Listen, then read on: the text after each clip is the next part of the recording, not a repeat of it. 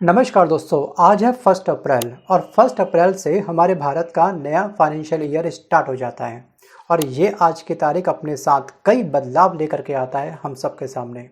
और इसका ताल्लुक सीधे सीधे इन तमाम नियमों का, इन नियमों के जो बदलाव होते हैं उसका ताल्लुक सीधे सीधे आम जनता की जेब से होता है, पॉकेट से होता है, वॉलेट से होता है, कुछ भी इसको नाम दे सकते हैं।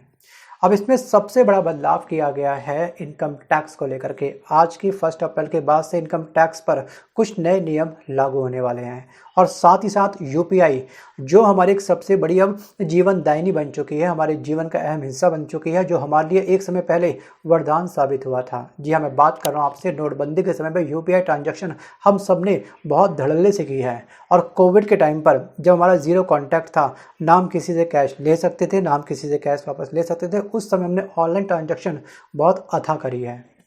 और इसके अलावा आज से यूपीआई ट्रांजैक्शन के अलावा कुछ जरूरी नियम दवाई को लेकर के बनाए गए हैं। और जो न्यूनतम बैलेंस के नियम है उसमें भी बहुत बड़े बदलाव किए गए हैं। तो जानते हैं छोटे से वीडियो में कि आखिरकार क्या क्या बदलाव हुए हैं। शुरुआत करते हैं अपने जीवन के वरदान के बारे में, मतलब कि यूपीआई के बारे में।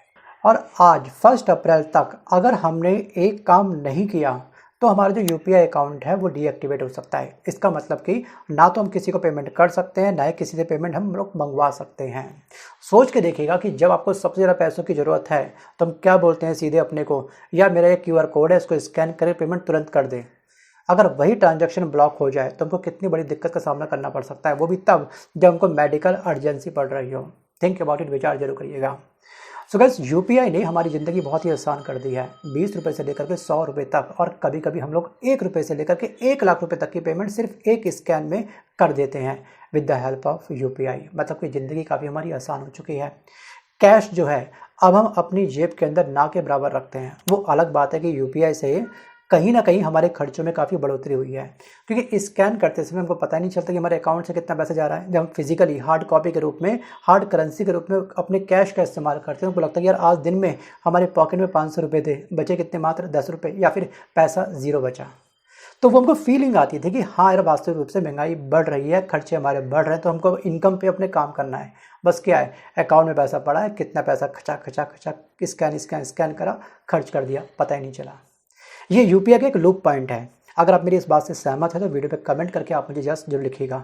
अगर सहमत नहीं है तब भी आप मुझे नेगेटिव कमेंट बिंदास कर सकते हैं। एक्चुअली क्या होता है कि जब भी हम लोग यूपीआई का इस्तेमाल करते हैं तो हमारा एक नंबर बैंक में क्या होता है, अटैच होता है।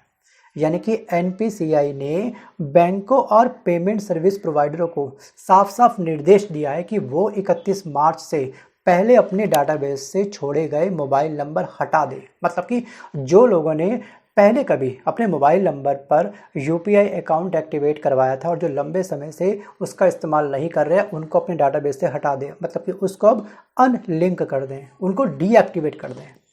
क्योंकि होता क्या है, होता केवल सिंपल ये था कि जैसे कि किसी व्यक्ति का मोबाइल चोरी हो गया या कहीं मोबाइल गुम हो गया, खो गया मार्केट में, तो वो करता क्या था, सिंपल एक नई सिम अपनी इशू करवा ली, अपना एक नया फ़ोन लिया, अपनी ज़िंदगी फिर से उसने स्टार्ट कर दी। लेकिन जो ओल्ड नंबर है, ओल्ड नंबर पर जिस पे उसने अपना यूपीआई अकाउंट एक्टिवेट कर रखा है और अपने मोबाइल नंबर को बैंक से अटैच कर रखा है, तो उस नंबर का कोई भी व्यक्ति मिसयूज़ कर सकता है बड़ी आसानी से।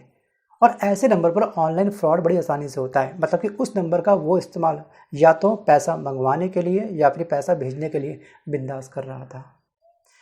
हम मानते हैं कि ठीक है, उस नंबर पर अरे हमारा नंबर खो गया, कौन से हमारे जहाज़ चल रहे हैं, नया नंबर इशू करवा लेंगे। आपके भले ही जहाज़ ना चल रहे उस नंबर से, लेकिन उस नंबर से कोई फ्रॉड व्यक्ति अपने जहाज़ बड़ी आसानी से चला सकता है। तो ये बात हमको समझनी होगी। इसीलिए नई गाइडलाइन जो आई है सर्विस प्रोवाइडर के लिए, उनको ये बोला गया साफ साफ कि 90 दिन तक जो नंबर एक्टिवेट नहीं है उनको आप लोग बंद कर देंगे, जो सर्विस प्रोवाइडर पहले से करते आ रहे हैं। अब इससे क्या होता था कि 90 दिन पूरे हो गए, किसी व्यक्ति ने रिचार्ज नहीं कर, तो आपका नंबर किसी और व्यक्ति को प्रोवाइड कर दिया और आपका नंबर यूपीआई अकाउंट में एक्टिवेट है, तो क्या होगा, वो व्यक्ति उसका बिंदास इस्तेमाल कर सकता है। आपने देखी होगी मूवी जामताड़ा, उसमें कुछ इसी बात का जिक्र किया गया है सीज़न 2 के अंदर। विचार जरूर करिएगा इस बात पर। अगर नहीं देखी होगी मूवी तो पक्का देखेगा। अब फिलहाल 1 अप्रैल से जिन जिन मोबाइल नंबरों से लंबे समय से यूपीआई का इस्तेमाल नहीं हुआ है उनसे पेमेंट नहीं हो सकेगी। अब ऐसे में अगर बैंक खाते से लिंक्ड मोबाइल नंबर बंद है तो यूपीआई आईडी बंद हो जाएगी। और ये सबसे अच्छा कदम है मेरे पॉइंट ऑफ व्यू से। जिस व्यक्ति ने काफ़ी लंबे समय से एक्टिवेट नहीं करा है, कोई स्कैन नहीं करा, ना पेमेंट आई है ना गई है, तो आखिरकार आगे भी क्या ही यूज़ करेगा। तो मतलब कि उसके पास एंड्रॉयड फ़ोन है ही नहीं, शायद ये भी हो सकता है। वो शायद कीपैड वाला फ़ोन इस्तेमाल करता होगा जिसमें यूपीआई नहीं चलता, क्योंकि स्कैन के लिए क्यूआर कोड स्कैन करने के लिए आपके फ़ोन में सही कैमरा होना आवश्यक है, क्योंकि एंड्रॉयड के अंदर ही ऐप इंस्टॉल होती है, ना कि कीपैड वाले फ़ोन के अंदर।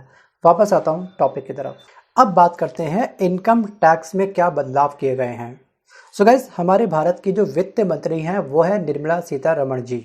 और निर्मला सीतारमण जी ने बजट 2025 जब पेश किया था उसमें इनकम टैक्स स्लैब में एक बहुत बड़े बदलाव किए थे।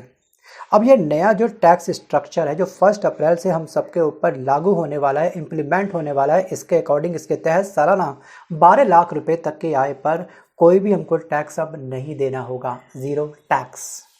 और जो सैलरीड कर्मचारी हैं उनको 75,000 मतलब कि 75,000 रुपये का स्टैंडर्ड डिडक्शन मिलेगा, यानी कि 12.75 लाख रुपीज़ उनकी सैलरी बन जाती है सालाना। अगर उनके अकाउंट में 12.75 लाख रुपीज़ की ट्रांजैक्शन हो रही है, अकाउंट में तब पैसा आ रहा है, तो उनकी सैलरी टैक्स फ्री की जाएगी। अब तीसरा नियम दोस्तों जो है वो है आपका बैंक बैलेंस को लेकर के। बैंक बैलेंस को लेकर के कुछ नियम बनाए गए हैं। एसबीआई बैंक हो गया, पीएनबी हो गया, कैनरा बैंक समेत काफ़ी सारे बैंकों ने आज से न्यूनतम बैलेंस की शर्तें लागू कर दी हैं अपने अपने ग्राहक के ऊपर। अगर उनके कस्टमर, उनके ग्राहक, उनके यूज़र अपने बैंक खाते में तय न्यूनतम राशि अगर नहीं रखते हैं, जो न्यूनतम बैलेंस कंपलसरी होता है ना, अगर वो नहीं रखते हैं तो 1 अप्रैल से उन पर पेनल्टी लगाई जाएगी और 3 बार ही दूसरे बैंक के एटीएम से बिना चार्ज पैसे निकाल सकेंगे। और इसके बाद अलग अलग बैंकों में 25 रुपये तक का चार्ज देना होगा। जी हाँ, 3 हमारी ट्रांजैक्शन लिमिट मंथ की बिल्कुल फ्री होती है एटीएम की। मैं बात कर रहा हूँ केवल सिटी के बारे में। दिल्ली, मुंबई, कलकत्ता, चेन्नई, जो इन महानगरों में रहते हैं उनकी लिमिट दोस्तों मात्र 3 है, बाकी अन्य जगह पर 5 लिमिट है। और अब बात करते हैं क्रेडिट कार्ड को लेकर के। 1 अप्रैल से कुछ क्रेडिट कार्ड्स के रिवार्ड्स पॉइंट्स स्ट्रक्चर में बदलाव होगा। जो एसबीआई जो सिंपली क्लिक है और जो air India SBI platinum card धारक है उनके लिए रिवार्ड्स पॉइंट की जो गणना होती है, जो गिनती होती है, वो अब नई तरीके से होगी।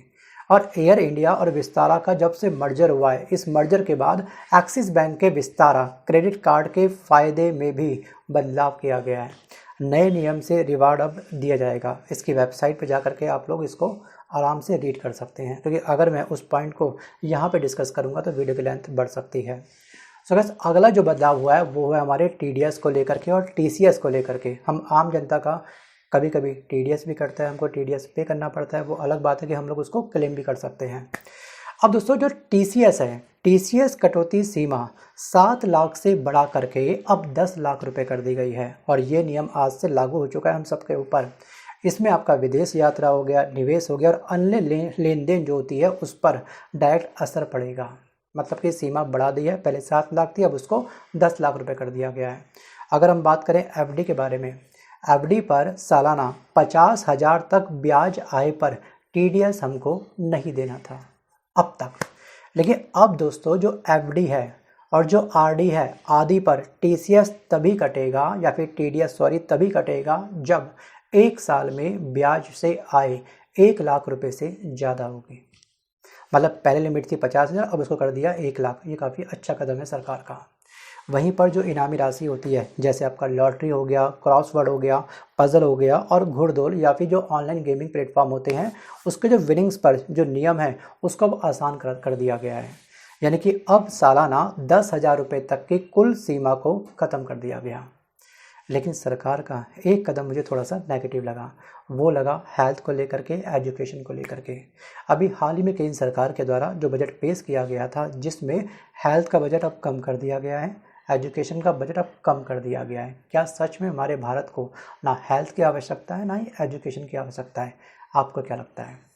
एक्चुअली आज से क्या हुआ है ना, 1 अप्रैल से जो दर्द की दवा होती है यानी कि पेन किलर और जो एंटीबायोटिक्स हैं और जो एंटी इफेक्टिव है और जो डायबिटीज़, सोचिए कितना बड़ा खतरा है, इस दवाई जैसी इन सब ज़रूरी दवाइयों की कीमतों पर बढ़ोतरी होगी आज के बाद। क्यों? क्योंकि सरकार ने जो दवा बनाने वाली जितनी भी फार्मा कंपनियां होती है उनकी कीमतों में 1.74% की बढ़ोतरी की उन सभी कंपनियों को इजाज़त दे दी है। गो अहेड, आगे बढ़ो। प्राइस का जो आपका टैग है उसका आप इंक्रीज़ कर सकते हो, बशर्त ये है कि उसका प्राइस 1.74% ही आपको हाइक करना है बस। थिंक अबाउट इट, क्या ये कदम सरकार का बिल्कुल सही था? वीडियो को पॉज करके मंथन करके आप मुझे कमेंट जरूर करिएगा। सो गाइस, आज के इस वीडियो में बस कल इतना ही। मिलता हूँ जल्द एक नए वीडियो के साथ में। और सरकार का कौन सा नियम आपको बेस्ट लगा, कौन सा नियम काफ़ी बेकार लगा, बताना मत भूलिएगा। धन्यवाद।